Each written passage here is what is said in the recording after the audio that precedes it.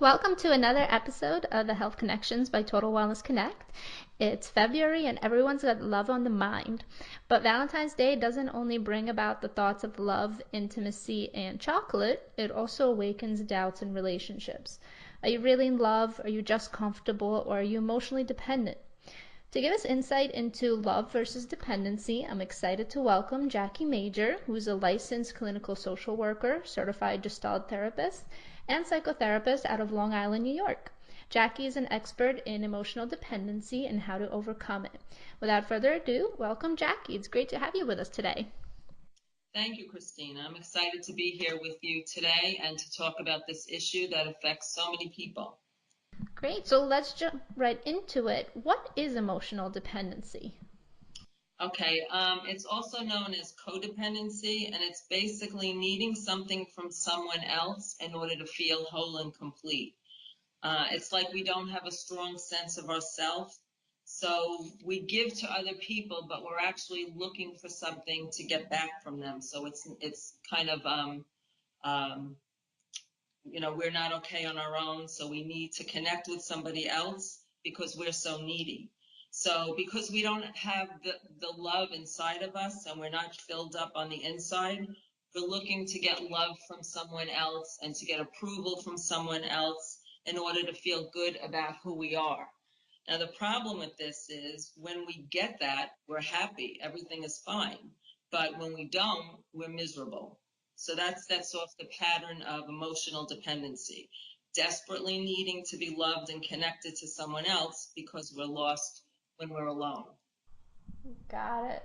Now, for some people, what are the symptoms of emotional dependency? I know you had mentioned that, when they don't get it, they kind of feel, is it sort of a withdrawal symptom, or how can we know if we're emotionally dependent? It creates, when we don't get it, it creates intense anxiety. The thought of being rejected or abandoned sets off this anxiety. And any separation creates anxiety. Even when you don't have contact with your partner or loved one for a few hours or not knowing where that person is, that can create anxiety. Another symptom might be poor boundaries or lack of boundaries altogether. It's being too enmeshed with another person. It means like you're so, like you can't tell where one person begins and the other one ends. And that's what makes us so reactive, because anything that other person does or says affects us so deeply, like we feel like it's actually happening to us because there's no separation. Um, there's also a lack of trust and needing to control your partner's behavior. We don't like our own uncomfortable feelings. So rather than deal with our own feelings, we try to change the other person's behavior. If they stop doing what they're doing, then I won't feel what I feel, rather than work on whatever's happening within you. Another symptom is not knowing what you feel, what you think, what you want. um, People who are emotionally dependent will start talking about their partner, and they'll have all kinds of information about what the other person thinks and feels and wants. But if you ask them, how do you feel? What do you want? They don't know. Um, there's also a low self-esteem and jealousy because you feel like you're not enough to hold on to your partner, so you're afraid of losing him or her. So these relationships can be very emotionally reactive and even volatile at times because there's this constant power struggle as each partner is trying to control each other. Interesting. So, for us to set a contrast, how would a person who is in love but not emotionally dependent act versus somebody who may be in love but they're definitely emotionally dependent? Well, I mean, there's still a feeling of connection. Sometimes there's a fine line. It's hard to tell the difference. But the big difference is somebody who is a separate self. Like I said, with emotional dependency, there's no sense of self. So you're looking to get something from someone else. So when you're a strong, separate individual, you could feel intense pain at the thought of losing someone, but you also know that no matter what happens, you'll be okay. You can stand on your own. Got it. Okay. More about love, giving love rather than being so needy and looking to get something from someone else. So, if one of our listeners is finding right now that the shoe fits, what would you recommend the first step would be for them to start overcoming emotional dependency? Okay, so the first step, is pretty obvious, would be to take the focus off your partner and start looking at yourself. You have to get to know your true self, how you feel, what you want, what makes you happy. You have to break that enmeshment and be separate in order to have this healthy relationship. So it's like you have to grow yourselves up. um, we get triggered because something's happening in the present that reminds us of something that happened in our childhood, which is where emotional dependency starts. So you have to have that level of awareness before you can, take action to do anything else. So one thing you can do is, if you notice you're getting triggered, ask yourself, what's familiar about this? Is my partner reminding me of something or someone from my childhood? So that's the very first thing to look at. Okay, so what are some other causes that, of being emotionally dependent? Generally, it really does start in childhood. If you think about it, children are very, very needy. They're dependent. They really do depend on their parents or the adults around them for survival. So, once if a parent is upset or angry in any way, that feels like we're being emotionally abandoned or rejected.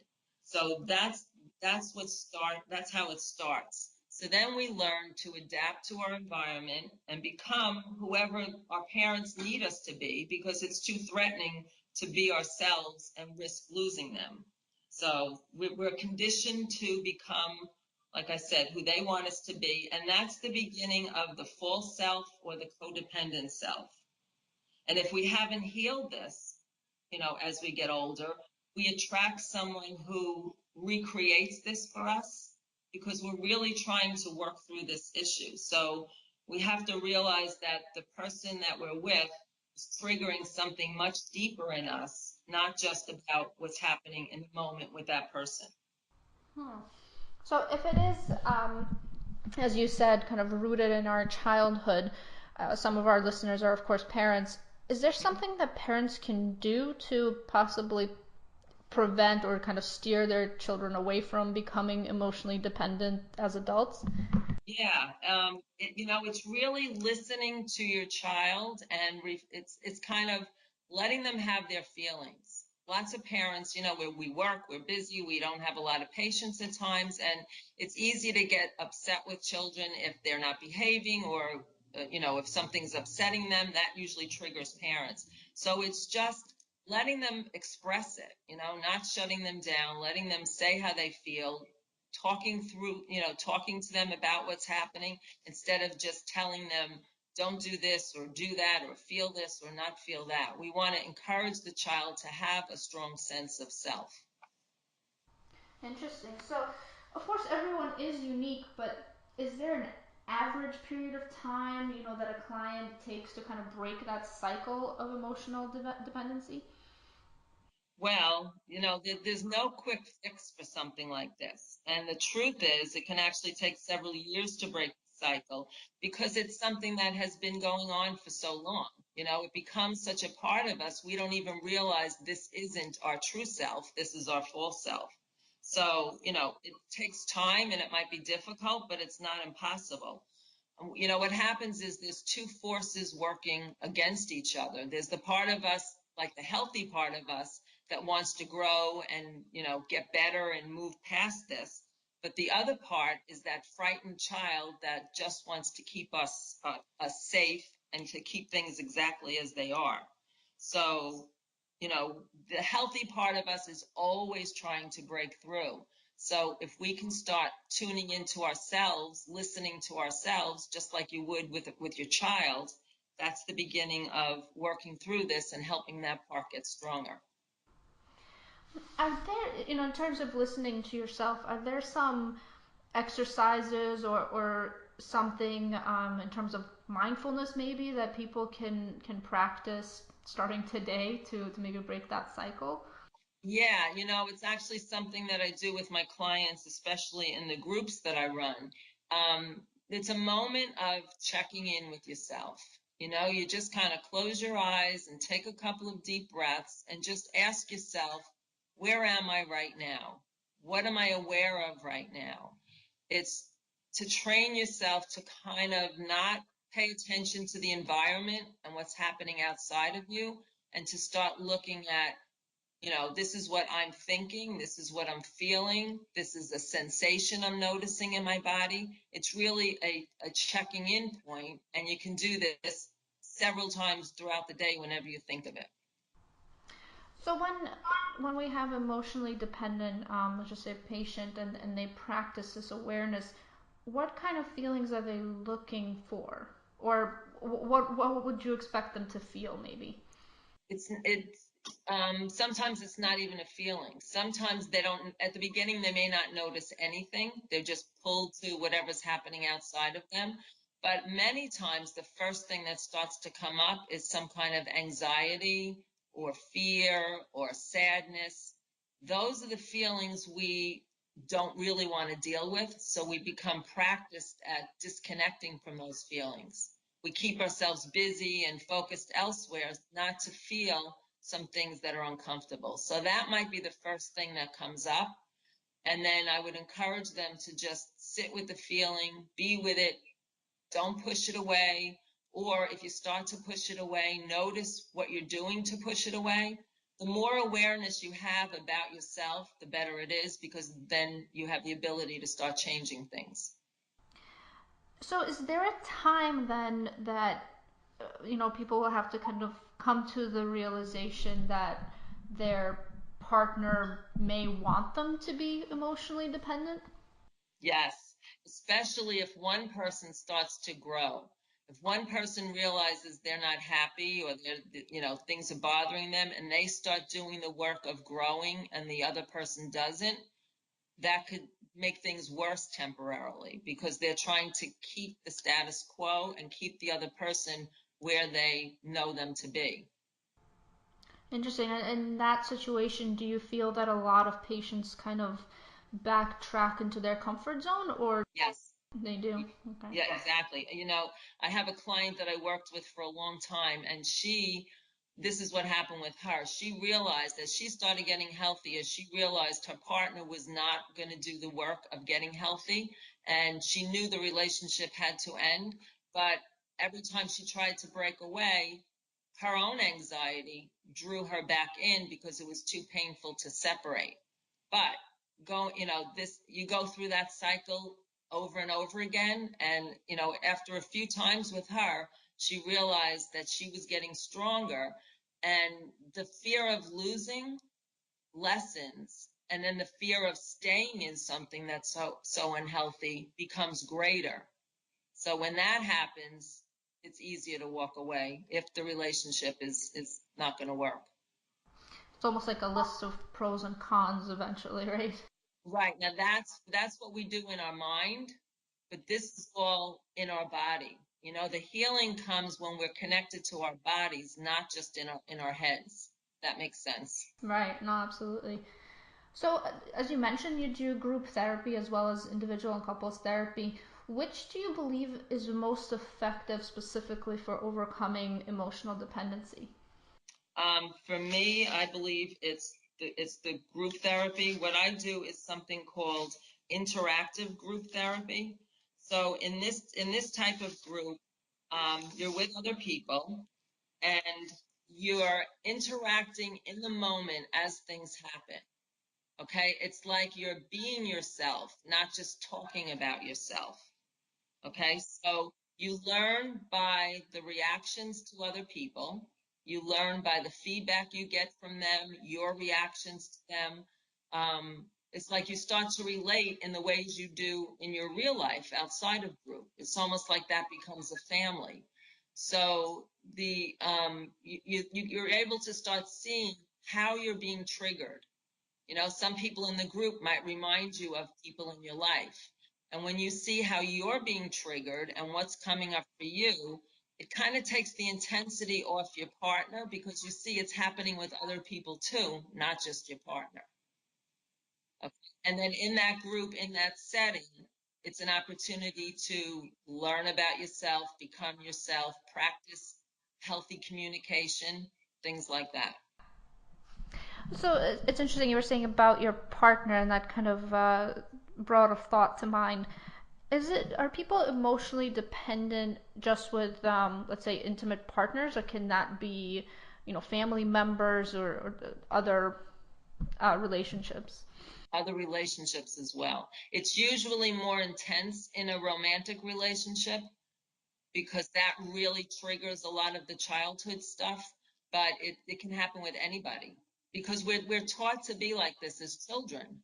It's the way we learn to survive by being so focused on other people to try to keep ourselves safe. So once you learn that, you can do it with everybody. Interesting. So just getting back to the group therapy, I mean, I can see that a few people would not want to necessarily talk about their relationships. I think that's a tough path for a lot of people, especially in a group. It takes them a little bit probably to come to visit you Right. alone, but especially in a group. What would you say to somebody who may be a little hesitant to come to group therapy? Well, anybody, even somebody who comes to group, they would definitely start with individual therapy or sometimes couples therapy first. It's like it's something, it's not for everyone, especially at the beginning of therapy, but I just see that it speeds up the process of therapy. So anyone who is willing to do it, I would encourage it because it's just so helpful. And the kind of groups I do, these interactive groups, it's not even so much about talking about your relationship and revealing things. It's just being yourself in the group. And in doing that, relationship issues come up. Right. So for our listeners, you will be able to see all of the information about Jackie and her contact information, as well as that workshops, which we'll be talking about in a second. You can visit totalwellnessconnect.com/podcast/Jackie Major, and you'll be able to see all of the information there. Now, Jackie, I understand that you have an upcoming workshop that relates to emotional dependency. Could you tell us a bit more about that? Yeah, I've done workshops on codependency and relationships and, a lot of things over the years, but I have a new workshop that kind of puts together everything that we've been talking about today. And I have a tentative date for that workshop of April 1st, and it will be in Port Jefferson. And the name of that relationship is, I have a tentative name on that one, but it's going to be about creating, healthy love. It's going to be about everlasting love. And it's really putting together all the pieces of what we've been talking about today and more. So would you recommend that the couple or the relationships of emotional dependency come there, or is that more of an individual journey? No, it's actually both. This would be a workshop for couples or for people who are single because it'll help the couple work on their relationship, and it will also help someone who's seeking a romantic relationship, with a healthy relationship, to what work they have to do to prepare themselves to be in that place, because we really do attract people based on where we are. So the healthier we are, the healthier the partner is that we attract. Great. And where will you be holding this workshop? Most likely at this point, it will be at Danford's Hotel and Marina in Port Jefferson. And as I said, the tentative date is April 1st, but I will update you with that as soon as I have the information. Great. So for our listeners, just visit totalwellnessconnect.com/podcast/Jackie Major, and we will have all the updated listings there as well. So currently you have a practice in Port Jefferson and Huntington. Yes. Do you also help clients long distance? Yes, I do. I have several clients at this point that, from all over the country that I'll do either a phone session with or Skype or FaceTime. So yes, I do that. That's great. It seems that quite a few practitioners are moving into that direction. Do you find that to be as effective as, in person? Yes, especially if you're doing something like Skype where you can see each other. For a while it was only phone sessions, but now we have the technology to actually, almost be in the same room together. So yes, it can be just as effective. Yeah, I think that definitely helps quite a few people being able to see one another. Right. So, as a professional, what would you say makes you, effective in helping people break this emotional dependency? Okay, so I have over 25 years experience as a therapist. I have a degree in social work, master's degree in social work. In addition to that, I have also received excellent training as a Gestalt therapist, which required me to do my own intense therapy. I learned early on that a therapist can only take a client as far as they've gone themselves. So, for example, if I haven't done work on my anger issues, if a client displays that in a session, I might avoid it or be reluctant to go there with the client. So it's important that I've done my own work. And, also, I've been emotionally dependent myself, so I completely understand what it takes to break this pattern. Oh, okay. So definitely, personal experience I think helps Yeah. quite a bit. Maybe even feel more comfortable with you. Is that something you admit to clients or? Yes, I definitely would. Okay, great. Do you feel that that makes them feel, more comfortable in seeing kind of the other side? Well, yeah, because they see that they feel safe because I understand. They don't feel like they're talking about something that's so crazy. And they also see what it's like you said, it's what it's like at this end. It is hard work, but once you get through it, you can have a completely different life. And I'm also able to encourage them when they're getting discouraged. I know those ups and downs. I know what it's like to, feel strong one day and want to pull the covers over your head the next day. So I can be like a, cheerleader for them when they're starting to get discouraged. Right. Do people, as a professional, I'm sure that over time you have a connection with people who are your patients. When they kind of start to move back, if they do, into their comfort zone, is there ever a point where you can say, um, I'm not sure if I can help them any further? I mean, if I ever felt like that with a client, I certainly would tell them that. I would refer them to somebody else if I felt that I wasn't capable of helping them. But when you say move into their comfort zone, you mean the old pattern? But that's part of the process. It's like once you have this, and most of us do, honestly, because that's just what we learn as children. um you come in, you're never back to the place you were when you started, but you can always have moments of codependency or emotional dependency. But with the tools that you learn, you move through it much much faster if you do have a little episode. Great. Yeah, because people, like you said, we never really, I think a lot of people are afraid of going back, right? Right. And we're never really quite at that point. So just kind of Right. sitting through with the process. Yeah, and yep, and dealing with the uncomfortable feelings. That's what a lot of it is. Right. Do you ever have a patient who, kind of maybe give up on themselves and then came back to you, or most of them continue on through the therapy?